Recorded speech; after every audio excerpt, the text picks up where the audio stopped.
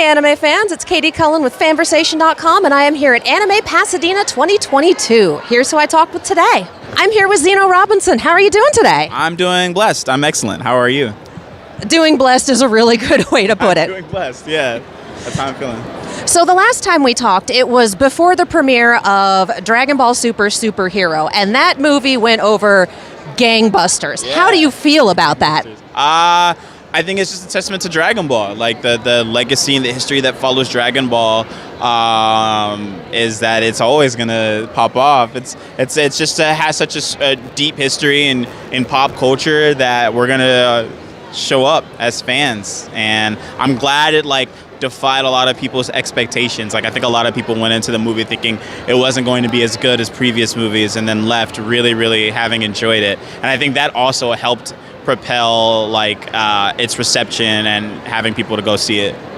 And I mean, previous movies left a pretty high bar, and Super just went right over it. Yeah, Super was really, really fun, and so I'm glad it was a great movie. I'm glad it was and people can compare it to previous movies, and it's up there with their favorites. You know, I'm glad it didn't kind of fall behind in the race to best Dragon Ball movie.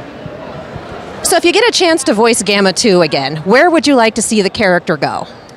I really want to see him actually be a hero. I really want to see him stop petty crimes, and I really, really want more scenes with him in Gamma 1. What would that look like if they were actually in one of the cities and actually just stopping crime and being heroic and fighting villains together, and bantering. That's what I would want to see more of, just his dynamic with his brother, I think.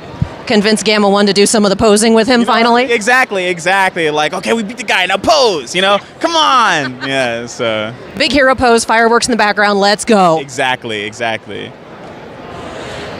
I was going to have a segue from Big Hero Pose, and I think I have one. My Hero Academia. Well, I was going to ask about Owl House, but let's be real, My Hero Academia is the better segue. Right. Hawks is having a hell of a season. Oh, yeah. Talk to me a little about how you approach that. I read the manga, so I knew what was coming up, and I knew everyone was going to be seeing sort of a different side to Hawks. So Hawks always I think wears multiple faces, and he has multiple layers, and there's this other layer of this sort of. I almost approached it like a villain. Especially the scene with Twice.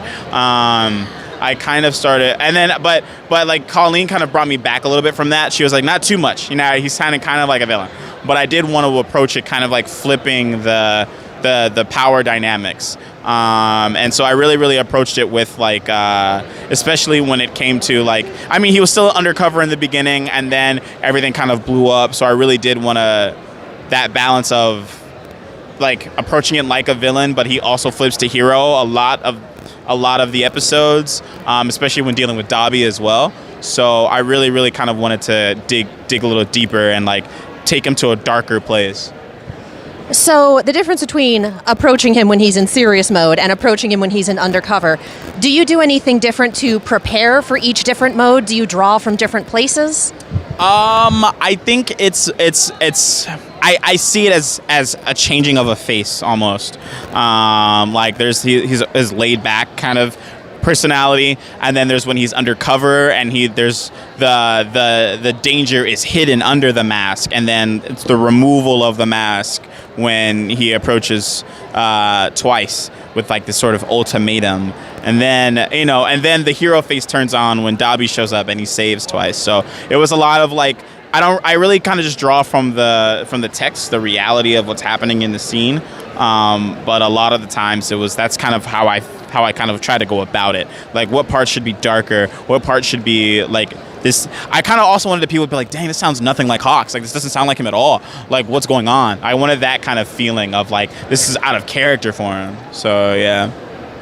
So in your opinion, no wrong answer, what is Hawks' real face then? I think Hawks' real face is there's a small smile I think he gives to Endeavor when Endeavor's in the hospital. They're all badly damaged from the fight, and he gives this sort of smile. He knows that he's he's kind of done what he's needed to do, but he still cares about like his hero, and he still cares about someone who's like his friend. I think that's his real face, like that smile, that like gentle, calm smile. Yeah. That is an incredible answer, and I love that. Before we go, I do want to talk a little bit about Hunter, because I'm super into the Owl House. Yeah. We're into season 3. We're into the final 3 specials to end the series. When you got the part of Hunter, did you know he was going in this direction? Absolutely not. I thought I was just playing a villain in a cartoon, like, and I was like, it's so really cool. I've never played like a snarky, like snippy villain in like in an animated show, and I had no idea he was going to get this like big redemption arc. You know, Surprise character depth. absolutely, 100%. Like some of the most depth that like out of a lot of the characters I've done. So yeah, I had no idea. It caught me super off guard in a really like lovely way. So are you enjoying it then? I'm loving it. I love it so much. It's you can hear like over the course of the season the different also kind of sides to Hunter that we've seen over the course of the show. So it's been a blast. Good. Yeah, you really can hear the nuance in the performance as it goes on. So that's amazing. Thank you. I appreciate that. You mentioned there was a scene in this most recent special. It was a very emotional moment for Hunter, and you mentioned that you enjoy voicing those. Yes. What do you bring to those? Would you like to do more? Like, talk to me a little bit about approaching that scene. I think a lot of acting is expression, and a lot of it is about like connecting with an audience through like that expression, because we all feel all of the things these characters feel. It's just rooted in a fantastical world. So a lot of the more emotional scenes for Hunter were like the things that he was going through. I was going through those things with him, and it was a great way to. I think as adults, we kind of don't really like openly express like our feelings a lot, unless it's like we hit a breaking point. So it was a good way, like a good release, and it was a good like I kind of ride those moments with Hunter 100%, and it's very freeing and cathartic for me, and that's probably why I dig so deep into them, is because I love connecting with the root of the emotions that I sort of suppress in my own life. So this is a little bit of voice actor therapy then. You brought your genuine self to this performance. And I try to bring my genuine self to everything, and I think that's how you root all your performances in realism, and that's how you connect to the audience, because they're going to be like, oh, I feel that because it feels real. You know, it feels like it feels like that's a feeling I felt.